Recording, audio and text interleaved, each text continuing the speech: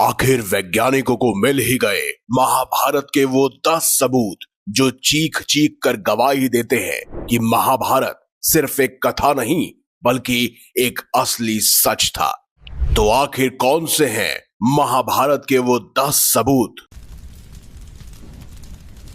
महाभारत कोई आम कहानी नहीं, ये एक ऐसा महाकाव्य है जो धर्म और अधर्म, सत्य और झूठ, प्यार और बलिदान की कहानी को बयां करता है। कुरुक्षेत्र की रणभूमि में जब पांडव और कौरव आमने सामने थे तो यह सिर्फ दो भाई पक्षों की लड़ाई नहीं थी, यह एक पुराने युग का अंत और नए युग की शुरुआत थी। भगवान श्री कृष्ण का गीता उपदेश हो, अर्जुन का धर्म संकट, भीष्म की प्रतिज्ञा हो या द्रौपदी का दर्द, ये सब हमें सिखाते हैं कि सच्चाई की राह आसान नहीं होती। लेकिन सवाल ये है कि क्या ये सब एक सिर्फ कथा थी या हमारे इतिहास का वो सच जो आज भी हमारी धरती, नदियों और मंदिरों में बिखरा पड़ा है? तो चलिए एक एक कर महाभारत के इन 10 सबूतों को बारीकी से जानते हैं, जिसे सुनने के बाद आपको भी यकीन हो जाएगा कि महाभारत एक सच था। सबूत नंबर 1, कुरुक्षेत्र युद्ध की पवित्र भूमि। हरियाणा में बसा कुरुक्षेत्र वो जगह है जहां पर महाभारत का युद्ध हुआ था। एएसआई की टीम और वैज्ञानिकों ने कुरुक्षेत्र में खुदाई की और जो मिला वो हैरान करने वाला था। यहाँ तीर, गदा, भाले, तांबे के हथियार मिले जो लगभग 5000 साल से भी अधिक पुराने हैं। वैज्ञानिकों ने इन हथियारों को जांचा और पाया कि उस समय की धातु तकनीक बहुत ही उन्नत थी। कुछ हथियारों में ऐसे तत्व मिले जो उस युग की आम धातुओं से बिल्कुल अलग थे। साथ ही रथ के पहियों के निशान, घोड़ों की हड्डियां और इसके साथ ही बहुत सारे सैनिकों के औजार भी मिले। आपको जानकर हैरानी होगी कि आज भी कुरुक्षेत्र की भूमि लाल रंग की मिट्टी से सनी है, जो चीख चीख कर गवाही देती है कि वहां पर लाखों करोड़ों सैनिकों का खून बहा था, जिस वजह से कुरुक्षेत्र की भूमि आज लाल है। साथ ही कुरुक्षेत्र भूमि के आसपास भीष्म कुंड के अलावा कुछ ऐसे हथियार भी मिले हैं जो चीख चीख कर गवाही देते हैं कि महाभारत का युद्ध काल्पनिक नहीं बल्कि सच है। सबूत नंबर 2, द्वारिका, भगवान श्री कृष्ण की डूबी हुई नगरी। गुजरात के समुद्र तट पर बसी द्वारिका भगवान श्री कृष्ण की वो नगरी है जिसके बारे में कहा जाता है कि वो समुद्र में डूब गई। लेकिन क्या ये सच हो सकता है?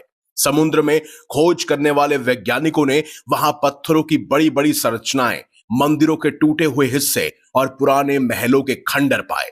जांच में पता चला कि ये अवशेष 5000 से 10,000 साल पुराने हैं। एक बड़ा द्वार भी उन्हें मिला जो भगवान श्री कृष्ण की द्वारिका की याद दिलाता है।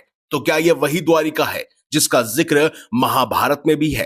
क्या यह सबूत चीख चीख कर गवाही नहीं देता कि भगवान श्री कृष्ण की नगरी कोई कहानी नहीं बल्कि सच थी? और इससे जुड़ी हुई एक वीडियो हम पहले भी बना चुके हैं, जिसका लिंक आपको डिस्क्रिप्शन में अवश्य मिल जाएगा। साथ ही आई कार्ड पर क्लिक कर भी आप इस वीडियो को देख पाएंगे। सबूत नंबर 3, हस्तिनापुर, कौरवों और पांडवों का असली घर।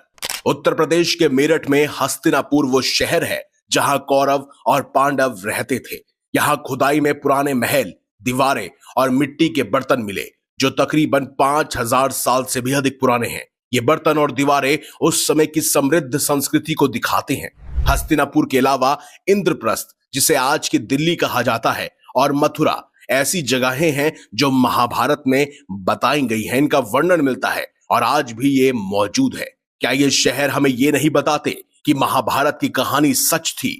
सबूत नंबर 4, सरस्वती नदी, पवित्र नदी का रहस्य। महाभारत में सरस्वती नदी का जिक्र कई बार आता है। इसे उस समय की पवित्र और बड़ी नदियों में एक माना गया था, लेकिन आज ये नदी कहीं दिखाई नहीं देती। क्या यह सच हो सकता है? वैज्ञानिकों ने उपग्रह तस्वीरों और जमीन की जांच में पाया कि सरस्वती नदी कभी उत्तर भारत में बहा करती थी। ये नदी तकरीबन 5000 साल पहले सूख गई, जो महाभारत के समय में मेल खाता है। क्या यह सबूत नहीं कि महाभारत की कहानी हकीकत है? सबूत नंबर 5, तारे और ग्रह, आसमान की गवाही। महाभारत में सूर्य चंद्र ग्रहण और तारों की स्थिति का जिक्र मिलता है। वैज्ञानिकों ने इनका अध्ययन किया तो पाया ये घटनाएं लगभग 4000 ईसा पूर्व पहले हुई थी। कंप्यूटर सॉफ्टवेयर ने भी साबित किया कि महाभारत में बताए गए तारे और उपग्रह उस समय उसी स्थिति में मेल खाते थे। क्या इतने सटीक विवरण किसी कहानी में हो सकते हैं? ये सबूत महाभारत को इतिहास का हिस्सा बनाते हैं। सबूत नंबर 6, लाक्षागृह, पांडवों पर साजिश। महाभारत में लाक्षागृह की कहानी है, जहां कौरवों ने पांडवों को जलाने की साजिश की थी। उत्तर प्रदेश के बागपत के बरनावा गांव में खुदाई में जली हुई इमारतों के अवशेष मिले, जो इस कहानी से बिल्कुल मेल खाते हैं। क्या यह वही लाक्षागृह हो सकता है जिसे दुर्योधन ने बनवाया था? यह सबूत हमें उस समय की साजिशों के करीब ले जाता है। वैज्ञानिकों ने भी दावा किया है कि महाभारत में इस घटना का वर्णन किया गया है और वही सटीक मेल। ये खास जले हुए अवशेष अपने आप को चीख चीख कर गवाही के तौर पर साबित कर रहे हैं। सबूत नंबर 7, पांडवों के वनवास की जगह। महाभारत में पांडवों के वनवास का जिक्र मिलता है, जो मध्य प्रदेश के चित्रकूट और हिमालय में हुआ था। चित्रकूट में पांडव गुफाएं और हिमालय में बद्रीनाथ के पास भीम पुल और व्यास गुफा आज भी मौजूद है। स्थानीय लोग इन्हें पांडव से जोड़ते हैं। आपको बता दूं कि हमारे भारतवर्ष में लगभग 1 लाख से भी अधिक ऐसे मंदिर हैं जिन्हें पांडवों द्वारा बनाया गया था, या फिर जिन्हें महाभारत के समय अन्य योद्धाओं ने बनाया था, जिसका जिक्र हमारे चैनल में कई सारे वीडियो के माध्यम से हमने किया हुआ है। सबूत नंबर 8, वेद व्यास और गीता, सच्चाई का असली दर्शन। महाभारत के रचयिता वेद व्यास की गुफा बद्रीनाथ के पास आज भी मौजूद है। कहा जाता है यही उन्होंने भगवान गणेश जी को महाभारत की कहानी सुनाई, जिसे भगवान गणेश ने अपने हाथों से लिखा। साथ ही भगवत गीता, जो महाभारत का हिस्सा है, अपने गहन दर्शन के लिए जानी जाती है। क्या इतने गहन विचार सिर्फ एक कहानी का हिस्सा हो सकते हैं?